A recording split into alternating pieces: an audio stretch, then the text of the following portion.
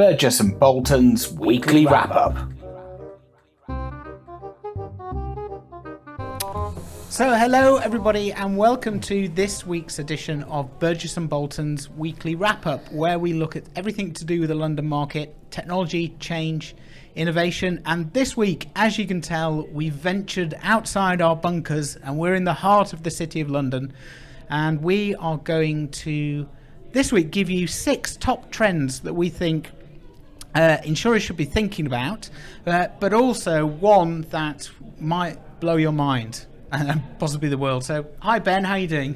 Hi Jeremy, good to be here in person. Can't believe it. I know. Can't believe it. It's only been 2 and a bit years. I know, first time we've actually done this live. So it might be good, it might not. Yeah, I think we'll be doing this again. It's so good. It is good. So, let's crack on then. No news, but as I say, we've got top 6 things. Ben, you've got 6 ideas. Do you want to go with your top one? Yeah, we've argued quite a bit about these, Jeremy, and we've come up with our initial ranking. We may mess around with this over the year as things happen, but I think the first headline one is the global economic geopolitical situation, but particularly the economic situation. I think that has to be, for me, the number one, just because there are significant losses. We know about the airline losses, but I think the predictions are looking more and more grim in all areas of economies around the world. So I think this is something that is going to impact the insurance industry and everything else. So it's got to be a case of, where will the insurance industry help? Yeah. Where will it be? Where will it really keep things running? Before the lights go out. And what you might add to that, given this week's kind of sale of Twitter to Elon Musk, is kind of the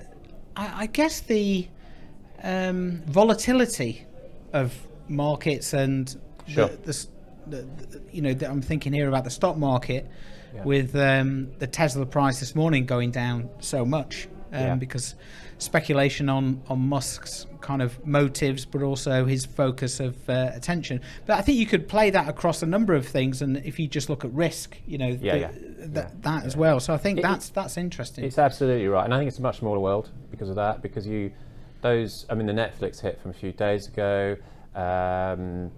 We talked about I think another big one from another big hit a few months ago. But there are these regular big hits on stock market, so it's just this. It's a smaller world. As soon as any kind of news gets out there about something, the response is just immediate, and it's global. Whereas it used to be kind of the New York market, this market, but it hits everything globally. So it's a really different world, and I think that means that while we're still sadly fighting old-fashioned wars, it seems, we're also in this digital shrinking kind of environment. So for insurance, that's really a lot to get the heads around, really, in terms of those risks. Cool. Right, let's crack on. What's number 2? I wonder if I think it does. My bell works, so I can use the bell. Great.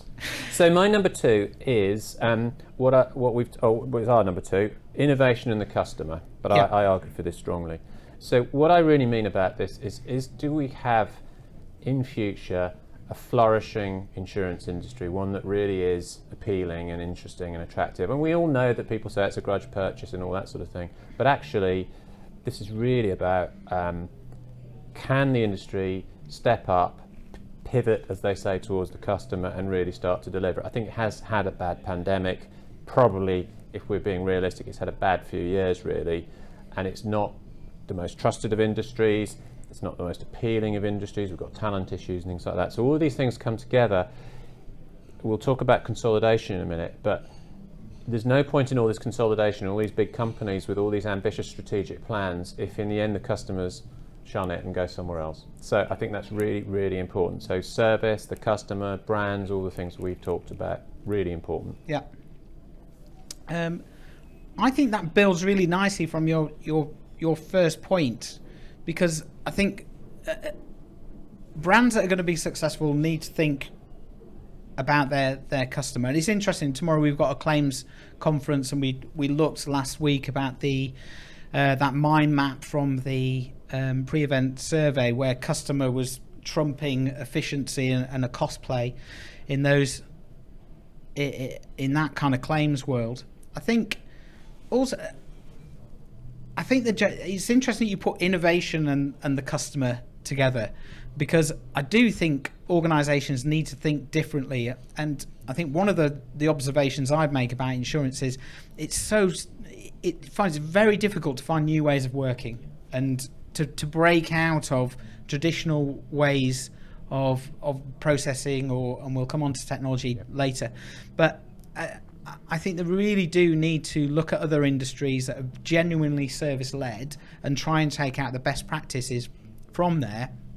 And also, on the flip side, I don't think we should get beat ourselves up too much about it, because my experiences with other utilities companies start to spring to mind. EDF is my nemesis, but they haven't got it right. But that's not an excuse for not trying. No, it's an opportunity. Yeah, it is. I think absolutely. that's the point. I don't think insurance has been good. I think it's still a very immature market in terms of its sophistication, in terms of how it packages its products, how it communicates its products. It's growing up. It's getting a bit better.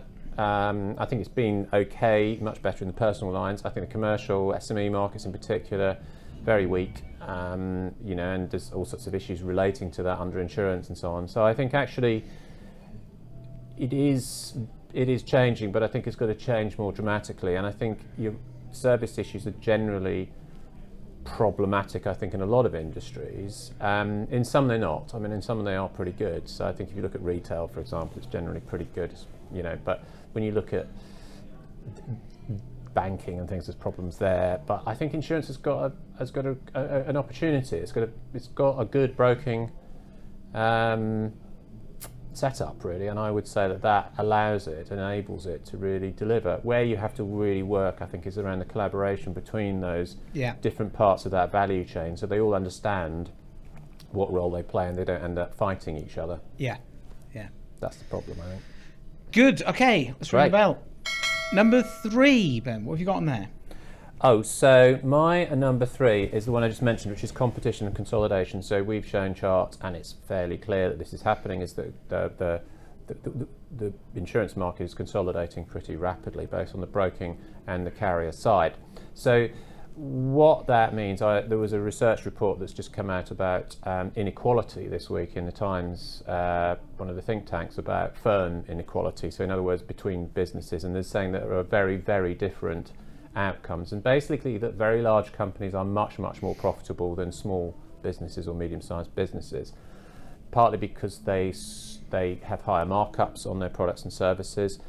I think this is also to do with branding and trust and just generally the way the world is going. Scale seems to be a success factor. Okay, the report concludes that the competition authorities may need to look at this, and we've got issues with tech, as we know. But generally speaking, in insurance, if you take that back and say what's going on there, the same thing is happening. So this it is a trend, but it's also, I think, a trend where you've got to look to these businesses to build something solid for the future. So it does really relate to that customer-centric, service-based industry. So I think these big brands, as they grow, and we do a lot of work with them, and I think they are starting to think like this, is in what ways can we take this thing that we've got and all this potential for investment, and they are making a bit of money now as well, and really turn it into something that's of value. So I think it's good it's happening. I think, again, you come back, though, to the relationship between the big brokers in particular and the big carriers has got to be worked through and made to work through the value chain. So that's important. Yeah. And also, it comes back to this point that you can't just continue doing the same thing that you've been doing for the last 20, 30, 50 years. You've got to continually innovate to the second point in the list, in order to understand what those customer expectations and needs are, and then be able to meet them in a way. Yes, and of course the challenge in that, which we talk about a lot, is the institutional inertia that you get from these big companies and the speed at which things happen. So that has to be unstuck somehow, and that may be what we get in the next trend. That maybe comes out of that. So, next trend, technology change and talent, something we talk a lot about on the show, kind of that intersection between human and technology. Also, the pace of change around technology development. I think you can't overlook that a lot of the change that we see in the world and in insurance is driven by technology. So so if you've got big firms attracting the best talent, then they need to be able to use that technology in order to enable those business models and enable that future innovation as well. Yeah, I agree. I think the thing about the technology change is in putting it in with talent is it is about enabling talent, and I think that is starting to come through. We've seen quite significant drops, as we've said last week on the show, in investment in insurer tech businesses. Now that, I think that's probably just a kind of investment factor in a way, to do with more, we talked about at the beginning, the state of the world and the economy and so on and so forth, and a bit of tiredness with the results and the returns from the types of tech company that have typically been the startups. Yep. That tends to happen, they go in cycles, I get that, but I think fundamentally the technology is going to get there quite soon. I think we're going to have much more enablement. I noticed actually that the CAO Leonora Siccardi at Aon was talking at a conference recently about claims and saying that it's quite close, digital enablement is quite close in claims. I don't know how close it is, but it's people saying, in the industry, leaders saying it is getting quite close and we need to work together. There are accord standards and things like that are backing this up, so we're getting standards and things. So the trend that we have predicted, I think, which we're detecting, which is there's much more confidence in that tech community that things are starting to come together. There's much more possibility for solutions, I think. Now, I've always thought, and I think we both agree on this, that what that then does is very, very quickly you have to deal with the talent issue and decide that people shift from doing quite drudgy, boring jobs in lots of parts of this industry into more interesting jobs. But have we got the right people to do that? Have we got the talent? The answer currently is probably no. We've got to build that in. So there's got to be a huge push to attract talent. So you start to see that these things are all linked. If you don't have the perception of this being a flourishing, quite cool industry to work in, if you don't have a sense of a sort of future, an optimistic future, you don't attract people, and it becomes either a virtuous cycle or a spiral, I suppose. So you want these things to all work in concert. So it's very important. Consolidation, I think, does help that to some extent, simply because you've got bigger companies and bigger businesses who will tend to work together better over time. So I think big brokers will tend to eventually work well with big carriers, because they'll start to look the same and they'll match each other, blow by blow, I suppose, in each of the markets around the world. But they'll get to know that, and that'll create its own efficiencies. Yeah. So yeah. Great. Fifth on the list. So 5, I've got, I think, the wider role of insurance. So ESG, climate, all that stuff. A lot of it is unfortunately kind of greenwashing, that we know, but actually there is still clearly going to be, and is, a very strong focus on the industry and its role and its purpose. Now that's an opportunity and a threat, I think, for insurers. Lloyd's was closed a few weeks ago because of the focus, but the other side of that, and the reason that's happening, is because people see insurance as being potentially pivotal to the changes that have to happen. Almost as much as you might say the change in the oil industry in fossil fuels has to happen. So I think that is very interesting. It's number one priority, ESG, I think, for most of the businesses I'm talking to, partly because they're very worried about the regulatory approach, but also I think it is starting to build up steam in the talent area and diversity and inclusion and so on and so forth. So that role, one level I'd say it's encouraging. There's a hell of a lot going on. There's also a hell of a lot of hot air about it all, but it's one of the few industries I've worked in where I can say, hand on heart, there's a definite purpose for this industry, and it's clear as to what that is. Yeah, I took part in a Camelot Group sustainability think tank where they were horizon scanning kind of how insurance could drive that change, and that was really interesting.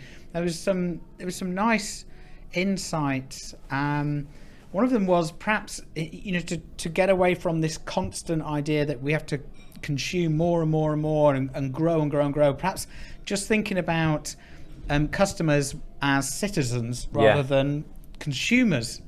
And just kind of slight changes, obviously that's not going to change the world, but it's just one piece of the puzzle, thinking about the terminology we use and what we're trying to achieve our businesses will help that. And I couldn't agree more. I think insurance is in the right place to help. And as you say, massive opportunity. I think definitions matter. I mean, they do matter. I think the words matter more than we think sometimes. Sometimes, some of it is a bit kind of woke, and you get that fluffy stuff. But there are really important changes. I mean, I think if you look at the customer side, it's more about the experience as opposed to a kind of end satisfaction type thing. So it's saying, do people value and enjoy buying and paying for this service? Does it have a role in that sense? So I think that is good that language is changing, because I think it's rhetoric at one level, but it's also about how people talk about things. And I guess you and I have both seen this change definitely over the last 5 years. I mean, before that, it was fairly antediluvian, this industry, wasn't it, really? Yeah. And some of that still comes out in the odd scandal here and there, but then a lot has to change in all these areas. But still, I think the general intent is in the right direction. Yeah. So it's good. Excellent. So those are our top 5 trends. We've got one last one, just to blow your mind. So in 2025, Ben, there'll be sun flares. It's when the sun switches its polars every 11 years, apparently. I didn't know this, but it's... Yeah, nor did I, but now I do. Yeah. There was a debate in Parliament about it yesterday. Wow. So in 2025, and they were saying, the scientists are saying, listen, we've been quite lucky. I think since 1856 was the last time we had a big one. Yeah. But there wasn't many electrical devices around then. So you wouldn't have known. Right. Right. But it is well documented, because in the few it had caused explosions and fires and things like that. People apparently could Horses bolted, that sort of thing. Yeah, that's it. Yeah, blinded. People could read the newspaper at night because it was so bright. The solar. Really? Yeah. Wow. Incredible. So yeah. Could we harness this? You would have thought so. I mean, I have got and solar. Not be reliant on Russian gas. I have got solar panels, so I'm hoping for a bumper year. Oh, you're going to be in a bumper year. You're going to be showing me that boring app again, aren't you? Yeah, well, you didn't say it was boring. Mind you, I did buy you a bottle of wine. No, so I didn't mean it. It's really interesting, that. So there you are. Solar flares, okay. That sounds like a fashion from the 70s. My solar flares were I was in. But yeah, no, I did. You sent me the article and we looked at it, and it is quite kind of scary, really. But it's only really going to affect devices, isn't it? It's not going to kind of blow us out of the water or anything. No, I don't think so. I think we should be fine, but something to look out for, especially on the insurance front. If you start to underwrite a lot of, we have to think of a name now for that other rocket business that was that we mentioned on the show. So we have to think of a solar flare product that we're going to brand and develop. I can't remember what they're called. That's a good bit of branding. I can't remember the name of the company that we. Do you know who'd sell it? Sun Alliance. Hey. And on that note, here concludes our outside broadcast. So thanks for tuning in, everybody. We'll do this again. We'll get some guests, and hopefully we'll be out and about. Thanks, Ben, for the top 5. Thanks, Jeremy. Yeah, it was fun. That was good. Yeah, we'll monitor those trends. We will. Maybe not with solar flares, but we'll monitor those trends. Yeah. Good. Thank you. See you next week. Thanks, everybody. Bye. Burgess & Bolton's Weekly Wrap-Up.